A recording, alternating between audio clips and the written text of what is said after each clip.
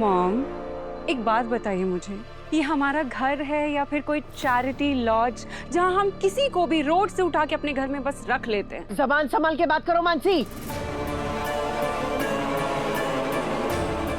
तुम इस घर की मालकिन नहीं हो, इस घर की मालकिन मैं हूँ। इसलिए चरण यहाँ रहेगा कि नहीं ये मेरा डिसीजन है, और मेरा डिसीजन ये है कि चरण इस घर में ही रहेगा, और ये मेरा आखिरी फैसला है। प्लीज शांत हो जाइए, आपकी तबीयत और बिगड़ जाएगी प्लीज।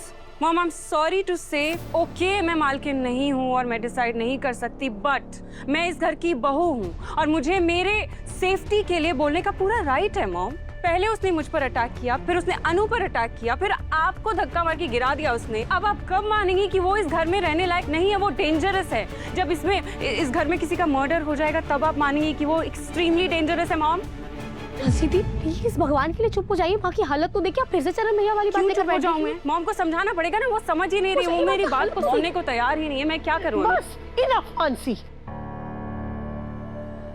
तुम्हारे अंदर जरा सी भी इंसानियत बची है? जब से चरण इस घर में आया है तब से तुम चरण के पीछे।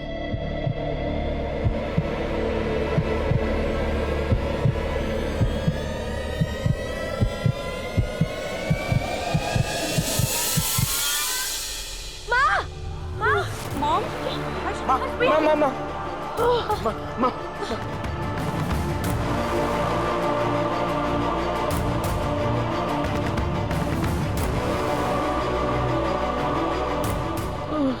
पानी। माँ आंखें खोलिए। माँ प्लीज आके खोलिए। माँ हर्ष हर्ष, हैंड रख करो। माँ मॉम, हेलो डॉक्टर, आप कहाँ हैं? माँ की तबीयत बहुत बिगड़ रही है, उनकी हालत खराब हो रही है, उन्हें सांस नहीं आ रही, उनका पूरा शरीर कांप रहा है। प्लीज प्लीज जल्दी आइए। अनु, मैं अभी गुड़गांव में हूँ, पहुँचने में देर होगी। ये सडन हाई बीपी स्पाइक है, कोई स्ट्रेस की वजह से। हाँ। तुरंत उनको उनकी बीपी की मेडिसिन दो। ठीक है, मैं अभी उन्हें बीपी की दवाई देती हूँ। माँ की बीपी की दवाई। माँ आके खोलिए। माँ एक सेकंड। हाँ देखो।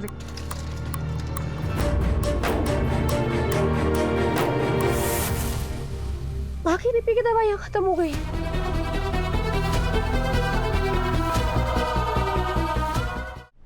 हर्ष भैया, माँ नई दवाइयाँ कहाँ रखती है? माँ सारी दवाइयाँ यहीं रखती हैं, नई दवाइयाँ शायद इस ड्रॉर में। कहाँ?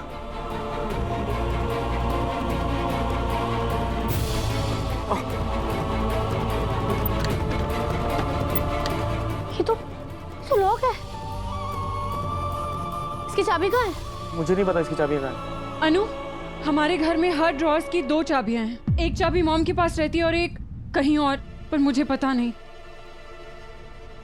अरे सर को जरूर पता होगा। May I come in, sir? Come in.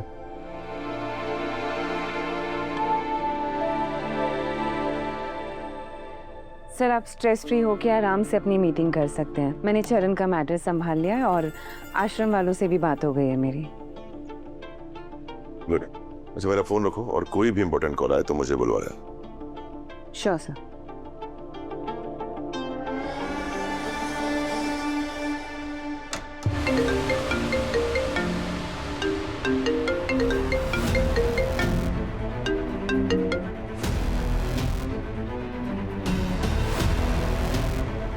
तुम इतने भी इम्पोर्टेंट नहीं हो सकते अनु कि तुम्हारे लिए मैं आर्य सर की इतनी क्रूशियल मीटिंग में उनको डिस्टर्ब करूं। इतनी भी अहमियत नहीं है तुम्हारी जितनी तुम समझ रही हो।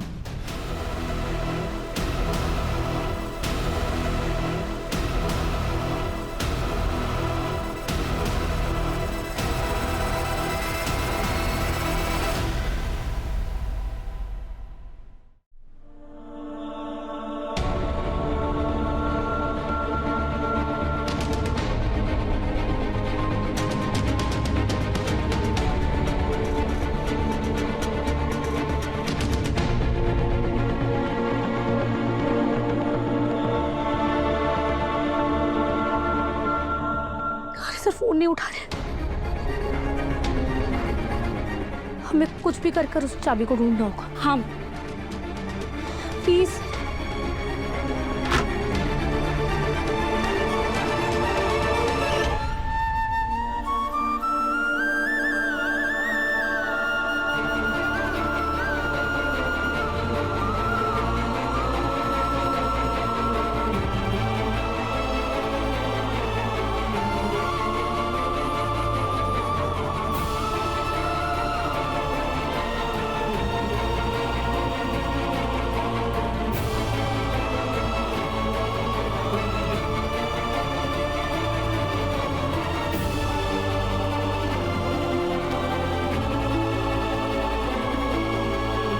माम प्लीज उठिए माम।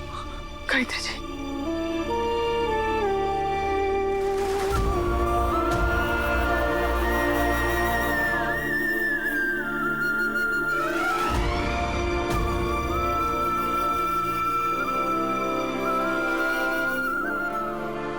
सॉरी माता रानी,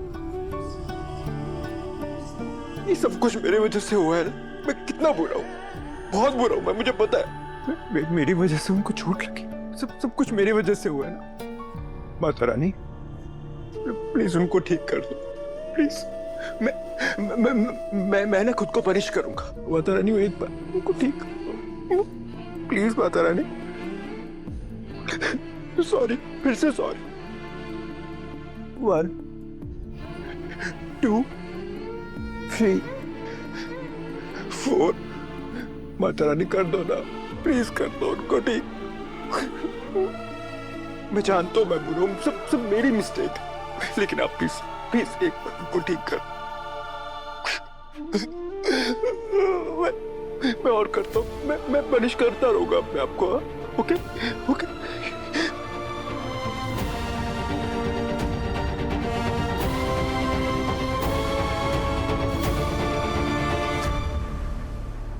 सिद्धि माता कल क्या बोल के गई, मेरी तो कुछ समझ में ही नहीं आया।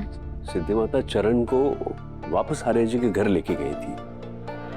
अनु से तो फोन पे बात हुई, पर एक बात मेरी समझ में नहीं आ रही कि सिद्धि माता ने चरण को वहां क्यों छोड़ा। क्या बता? अनु तो कुछ बताने ही नहीं वाली थी, वो तो घबराहट में उसके मुंह से निकल गया कि वहां क्या हुआ। हमें ना अनु को फोन करके गायत्री जी का हालचाल पूछना चाहिए था, और हमें उन्हें देखने के लिए चलना भी चाहिए ना वहाँ। एक मिनट,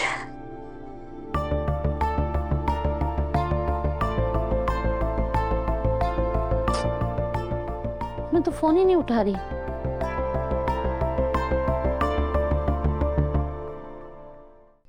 प्लीज आंखें खोलो। हर्ष भैया मेरी बात सुनिए, हमें उस चाबी के मिलने का इंतजार नहीं करना है, हमें माँ को अभी के अभी हॉस्पिटल लेकर जाना होगा। और अनु इस हालत में माँ को कैसे लेकर जाएंगे? नहीं, आप एम्बुलेंस को कॉल कीजिए ना प्लीज, टाइम नहीं है। हर्ष एम्बुलेंस को कॉल करो ना प्लीज। अनु तुम जाओ सर्वेंट से चेक करो, शायद उनमें से किसी के पास होगी चाबी या कुछ पता होगा उन्हें। हाँ, आप प्लीज आके प्रेस रहिए।